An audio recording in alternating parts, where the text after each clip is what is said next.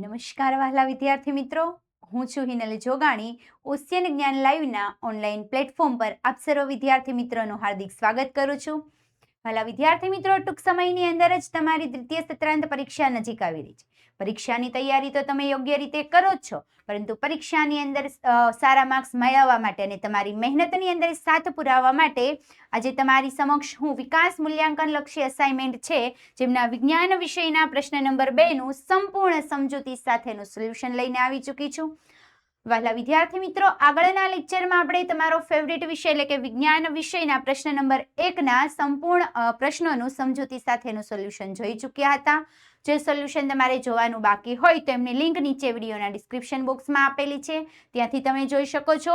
તો આજે આપણે શરૂઆત કરીએ લેક્ચરની અંદર પ્રશ્ન નંબર 2, જેમાં પ્રશ્ન 2 ની અંદર શું કીધેલું છે તો કે નીચેના પ્રશ્નોના એક વાક્યમાં ઉત્તર લખો. એવા ટોટલ પ્રશ્ન પૂછાય છે. કેટલા? તો કે 10. એટલે ટોટલ માર્ક્સ કેટલા થશે? તો કે 10 માર્ક્સ.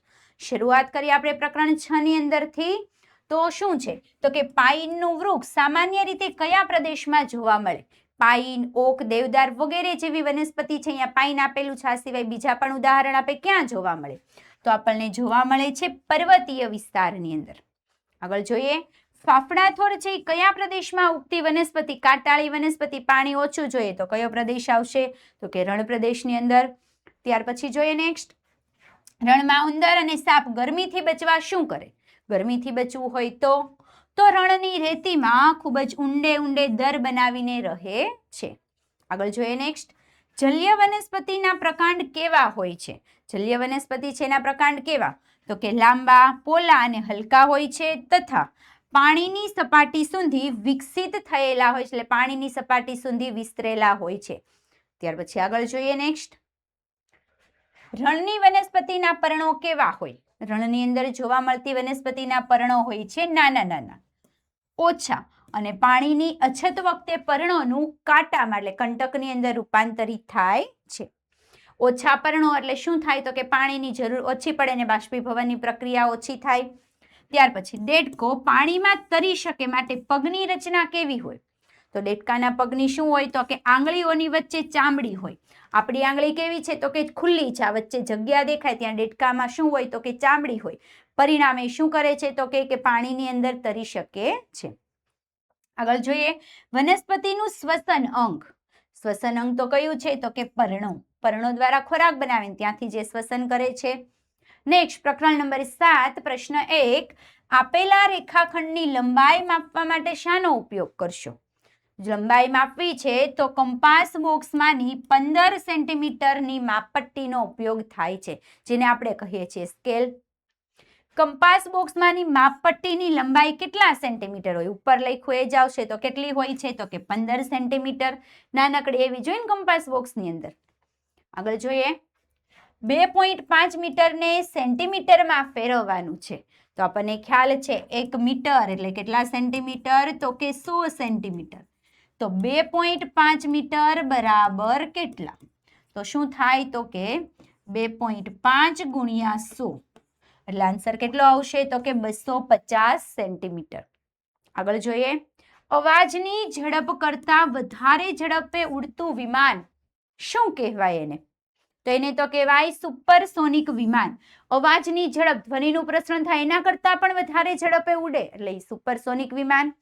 આગળ જોઈએ, પ્રકરણ નંબર 8, શું કહે તો પ્રકાશના કુદરતી સ્ત્રોતોના 2 ઉદાહરણ આપો. તો એક તો છે સૂર્ય અને બીજું છે આગિયો. આ ઉપરાંત બીજું લખી શકાય શું તો કે તારા. ત્યાર પછી જોઈએ, વસ્તુ ક્યારે દેખાય?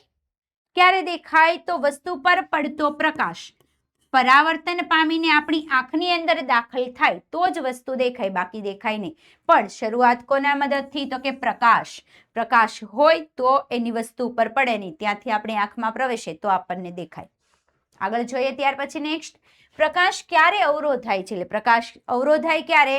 તો પ્રકાશના માર્ગમાં કોઈ અપારદર્શક વસ્તુ આવે ત્યારે પ્રકાશ શું થાય તો કે આગળ જતો અટકે એટલે પ્રકાશ ત્યાંથી અવરોધાય છે. ત્યાર પછી પ્રકાશના પ્રસરણનો માર્ગ કેવો હોય છે? તો પ્રકાશના પ્રસરણનો માર્ગ કેવો તો કે સુરેખ એટલે સીધી રેખા. આગળ જોઈએ, કેવા પદાર્થનો પડછાયો પડી શકે નહીં એવું કીધું. તો જેમાંથી પ્રકાશ સંપૂર્ણપણે પસાર થઈ જતો એવા પદાર્થ એટલે કયા? તો કે પારદર્શક પદાર્થ. કારણ કે પ્રકાશ કોઈ પણ પદાર્થ પર પડે ને ત્યાંથી પરાવર્તન થાય તો આપણને દેખાય વસ્તુ. પણ અહીંયા તો શું કીધું? સોરી, વસ્તુ દેખાય ને એનો પડછાયો પડે. પણ અહીંયા તો પારદર્શક હોય તો પ્રકાશ સીધો પસાર થઈ જાય, માટે એનો પડછાયો પડે નહીં. હવે પ્રકાશના માર્ગમાં કોઈ અપારદર્શક વસ્તુ મૂકવામાં આવે તો શું થાય? તો એનો શું થાય? તો કે પડછાયો રચાય. આગળ જોઈએ ત્યાર પછી નેક્સ્ટ, પડછાયાના કારણે બનતી મહત્વની ખગોળીય ઘટના તો કે સૂર્યગ્રહણ અને ચંદ્રગ્રહણ, જે પડછાયાના કારણે થાય. બીજું, આગળ વધતા પહેલા વહાલા વિદ્યાર્થી મિત્રો ખાસ ધ્યાન આપજો. હાલમાં આપણે ધોરણ 6 ની અંદર ટૂંક સમયની અંદર દ્વિતીય સત્રાંત પરીક્ષા આવી રહી છે.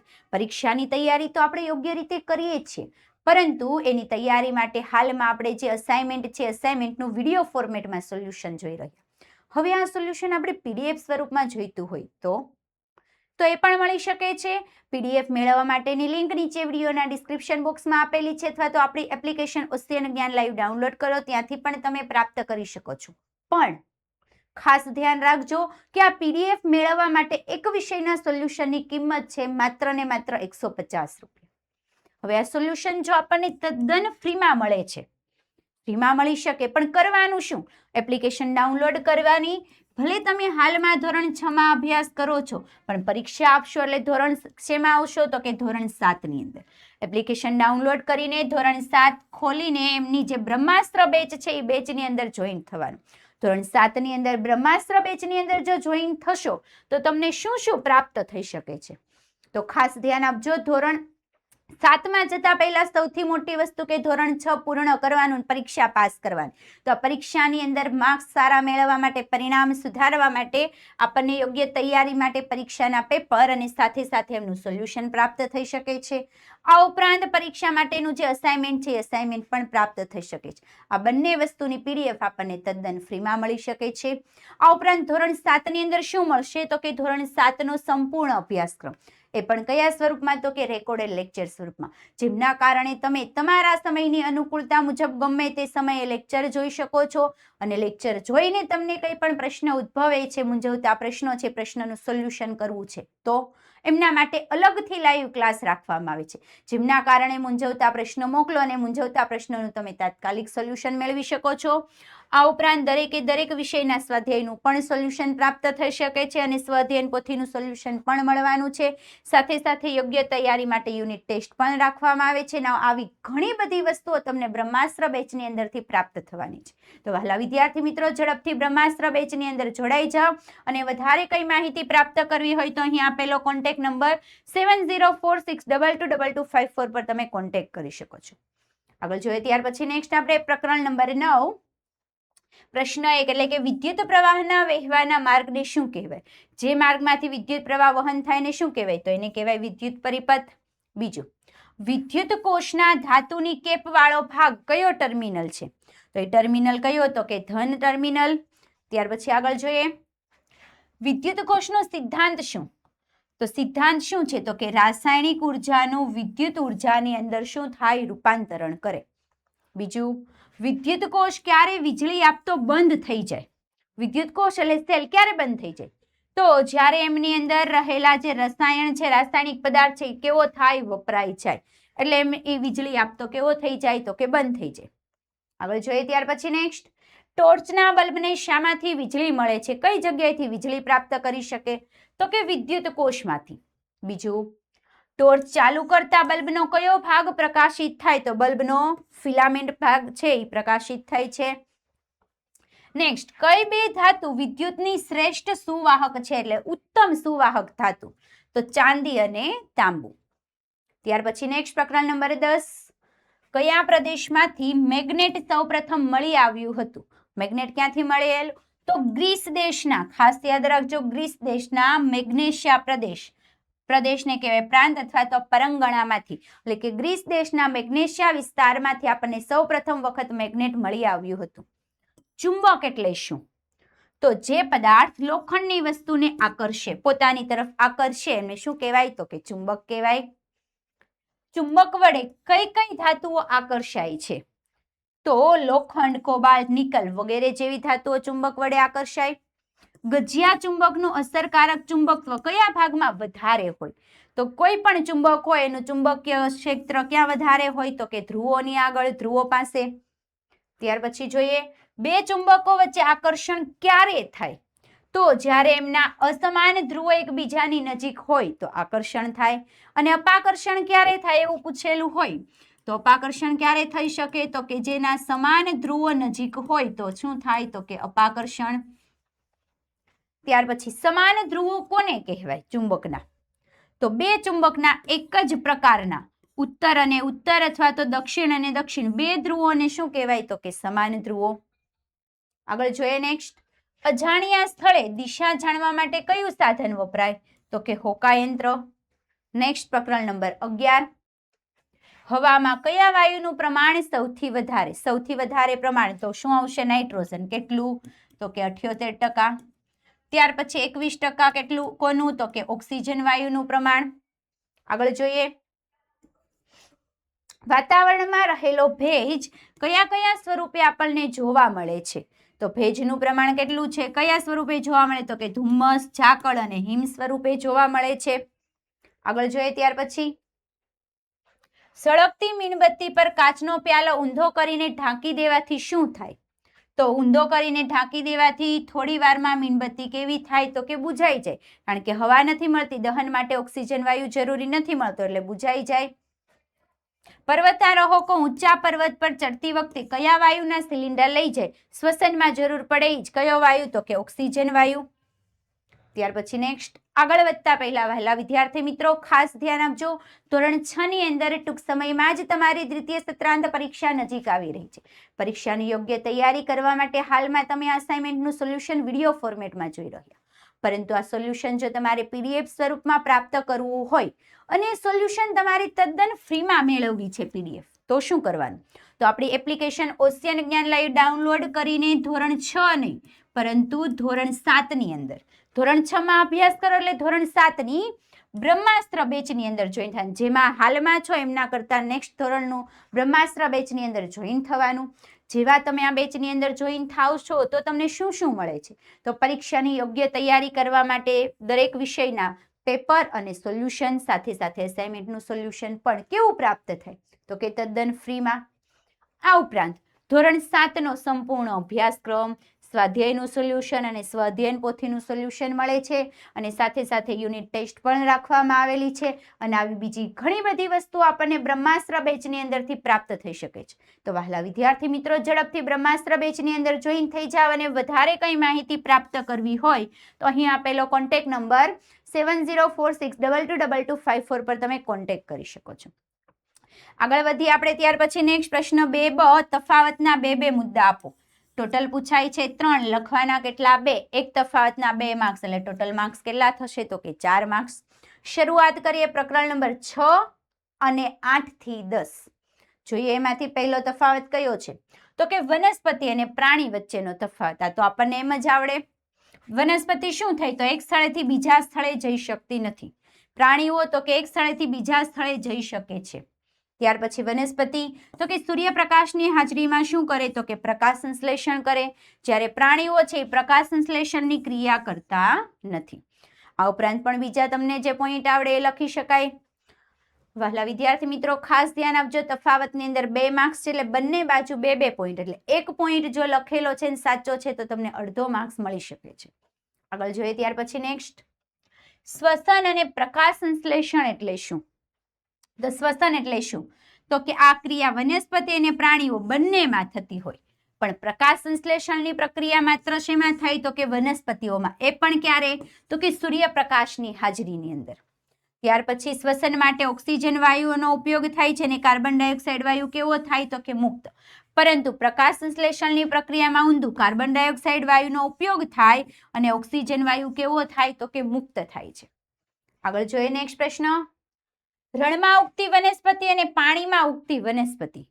તો રણ પ્રદેશમાં ઉગે વનસ્પતિ કેવી હોય? તો નાના અને ઓછા પર્ણ ધરાવે, જ્યારે પાણીમાં ઉગે એના પર્ણ કેવા હોય? તો કે મોટા અને પોલા પર્ણદંડ વાળા હોય છે. પર્ણદંડ એટલે એમની ડાળી. ત્યાર પછી તેમના મૂળ છે એ પાણી મેળવવા માટે ખૂબ જ ઊંડે સુધી ફેલાયેલા હોય, જ્યારે આના મૂળ છે એ માટીમાં ચોટેલા હોય અને કેટલીક વનસ્પતિના મૂળ તો ક્યાં હોય તો કે પાણીની અંદર તરતા હોય છે. આગળ જોઈએ નેક્સ્ટ પ્રશ્ન નંબર 4. પારદર્શક પદાર્થ અને અપારદર્શક પદાર્થ. પારદર્શક પદાર્થ એટલે તેમાંથી પ્રકાશ પસાર થાય, જ્યારે અપારદર્શક એટલે પ્રકાશ પસાર થતો નથી. પારદર્શક છે એમનો ક્યારેય પણ પડછાયો પડે નહીં, પણ અપારદર્શકો એમનો શું થાય તો કે પડછાયો પડે. ઉદાહરણ લખી શકાય કાચ, પાણી, હવા વગેરે કેવા છે તો કે પારદર્શક પદાર્થો, જ્યારે દિવાલ, લાકડું, પુઠ્ઠું કેવા છે તો કે અપારદર્શક પદાર્થો. આગળ જોઈએ નેક્સ્ટ પ્રશ્ન 5. પડછાયો અને પ્રતિબિંબ એટલે શું? તો પ્રકાશના માર્ગમાં જ્યારે અપારદર્શક પદાર્થ આવે ત્યારે પદાર્થનો શું થાય તો કે પડછાયો પડે. પણ પ્રતિબિંબ એટલે શું તો કે અરીસામાં થતા પ્રકાશના પરાવર્તનને કારણે વસ્તુનું શું રચાય તો કે પ્રતિબિંબ રચાય. પડછાયો શું તો કે રંગીન વસ્તુ હોય તો પણ પડછાયો કેવો મળે? કાળો. પણ પ્રતિબિંબમાં શું થાય? વસ્તુ જે રંગની હોય એ જ રંગનું આપણને શું મળે છે તો કે પ્રતિબિંબ મળે છે. આગળ જોઈએ ત્યાર પછી નેક્સ્ટ. વિદ્યુતના સુવાહક અને વિદ્યુતના અવાહક પદાર્થો. સુવાહક એટલે શું છે તો કે વિદ્યુત પ્રવાહ પસાર થાય. અવાહક એટલે શું તો કે વિદ્યુત પ્રવાહ પસાર થઈ શકતો નથી. બીજું શું આવે તો કે વિદ્યુત પ્રવાહને એક સ્થાનેથી બીજા સ્થાને લઈ જવા વિદ્યુત સુવાહકનો ઉપયોગ થાય, એટલે વિદ્યુતનું વહન કરવા માટે. પરંતુ વિદ્યુત પ્રવાહના સીધા સંપર્કમાં આવવાથી બચવા માટે વાહકતાના આવરણમાં અને વિદ્યુત સાધનોના હાથામાં વિદ્યુત અવાહક પદાર્થનો શું થાય છે તો કે ઉપયોગ થાય છે. એટલે કે વિદ્યુત પ્રવાહથી બચવા માટે એમનો ઉપયોગ થાય. લોખંડ, તાંબુ વગેરે જેવી ધાતુઓ સુવાહક છે, જ્યારે રબર, એબોનાઇટ વગેરે જેવા પદાર્થો કેવા છે તો કે અવાહક છે. આગળ જોઈએ નેક્સ્ટ 7મું. કુદરતી ચુંબક અને કૃત્રિમ ચુંબક. તો જમીનમાંથી મળતું ચુંબક એમને કહેવાય કુદરતી ચુંબક, પણ લોખંડના ટુકડા પર ચુંબક ઘસીને જે બનાવેલું છે એમને કહેવાય કૃત્રિમ ચુંબક, એટલે કે માનવ દ્વારા બનાવવામાં આવેલું. આ અનિયમિત આકારનું હોય કુદરતી, પણ કૃત્રિમ ચુંબક કેવું છે તો કે નિશ્ચિત આકારનું હોય છે. આગળ જોઈએ ત્યાર પછી નેક્સ્ટ પ્રશ્ન નંબર 2 ક શું કહે છે તો કે બે ઉદાહરણ આપવાના છે. પૂછાય છે 2 પ્રશ્ન અને કેટલા માર્ક્સ તો કે 2 માર્ક્સ. એક ઉદાહરણ સાચું તો આપણને મળી શકે છે અડધો માર્ક્સ. શરૂઆત કરીએ પ્રકરણ 6 ની અંદરથી. નિવાસ સ્થાનના જૈવિક ઘટકો એટલે કે જેનામાં જીવ છે એવા ઘટકો વનસ્પતિ, પ્રાણી અને સૂક્ષ્મજીવો. ત્યાર પછી અજૈવિક ઘટકો તો હવા, પાણી, સૂર્યપ્રકાશ, ગરમી, ભૂમિ અને ખડક હોય. અજૈવિક ઘટકો છે જેમાં જીવ રહેલો નથી. આગળ જોઈએ ત્યાર પછી નેક્સ્ટ જલીય નિવાસ સ્થાન. તો કે તળાવ, સરોવર, નદી, સમુદ્ર એ જલીય નિવાસ સ્થાન છે. રણ પ્રદેશમાં ઉગતી વનસ્પતિ તો આપણને ખ્યાલ છે થોર, સરુ, આકડો અને બાવળ. કોઈ પણ આમાંથી 2 ઉદાહરણ લખવાના, તમને યાદ રહે એટલા, અથવા તો આ સિવાય તમને આવડતા હોય તો પણ લખી શકો છો. આગળ રણ પ્રદેશની અંદર રહેતા પ્રાણીઓ તો કે ઉંદર, ઊંટ, સાપ વગેરે જેવા પ્રાણીઓ. બીજું પર્વતીય વિસ્તારમાં રહેતા પ્રાણીઓ તો પર્વતમાં તો રહે હિમચીતો, યાક, પર્વતીય બકરી અને સફેદ રીંછ. આગળ જોઈએ જલીય વનસ્પતિ, પાણીમાં ઉગતી વનસ્પતિ શિંગોડા, કમળ, બામ એટલે કે હાઇડ્રિયા અને જળસર પોલિયા. આગળ જોઈએ દરિયામાં રહેતા પ્રાણીઓ એટલે જલીય પ્રાણીઓ તો કે માછલી, ઓક્ટોપસ, વહેલ, ડોલ્ફિન વગેરે. તો બસ વહાલા વિદ્યાર્થી મિત્રો, આગળ વધતા પહેલા ખાસ ધ્યાન આપજો કે તમારા ધોરણની અંદર દ્વિતીય સત્રાંત પરીક્ષાની યોગ્ય તૈયારી માટે દરેક વિષયમાં અવનવી માહિતી અને અવનવા વિડીયો આવતા હોય છે. આ વિડીયોની જો તમારે તાત્કાલિક જાણકારી મેળવવી હોય તો આજે જ અમારી સાથે વોટ્સઅપ ગ્રુપની અંદર જોડાઈ જાઓ. પણ સૌથી મોટો પ્રશ્ન કે આ ગ્રુપની અંદર જોડાવું કેવી રીતે? તો આ ગ્રુપમાં જોડાવા માટેની લિંક નીચે વિડીયોના ડિસ્ક્રિપ્શન બોક્સમાં આપેલી છે, જેમના કારણે તમારા ધોરણની જે કંઈ પણ અવનવી માહિતી છે એમનો તમને તાત્કાલિક જાણકારી મળી શકે અને તાત્કાલિક તમે જાણકારી મળે એટલે તમે એનો યોગ્ય રીતે ઉપયોગ કરી શકો. આ ઉપરાંત કોઈ પણ કોર્સને લગતી તમારે વધારે માહિતી પ્રાપ્ત કરવી છે તો અહીં આપેલો કોન્ટેક્ટ નંબર 7046222254 પર તમે કોન્ટેક્ટ કરી શકો છો. તો બસ વહાલા વિદ્યાર્થી મિત્રો, આજના આજના લેક્ચરની અંદર આપણે વિકાસ મૂલ્યાંકન લક્ષી અસાઇનમેન્ટના પ્રશ્ન નંબર 2 નું સંપૂર્ણ સમજૂતી સાથેનું સોલ્યુશન જોઈ ચૂક્યા છીએ. આજનો અભ્યાસ આપણે અહીંયા સુધી જ રાખીએ. ફરી પાછા નેક્સ્ટ લેક્ચરમાં નેક્સ્ટ પ્રશ્નના સમજૂતી સાથેના સોલ્યુશન સાથે મળીએ. ત્યાં સુધી જો તમને અમારો આજનો આ વિડીયો પસંદ આવ્યો હોય તો લાઈક કરો, તમારા જુદા જુદા મિત્રો સુધી શેર કરો અને અમારી યુટ્યુબ ચેનલમાં નવા હોય તો આજે જ ચેનલને સબસ્ક્રાઇબ કરો. અસ્તુ. જય હિન્દ.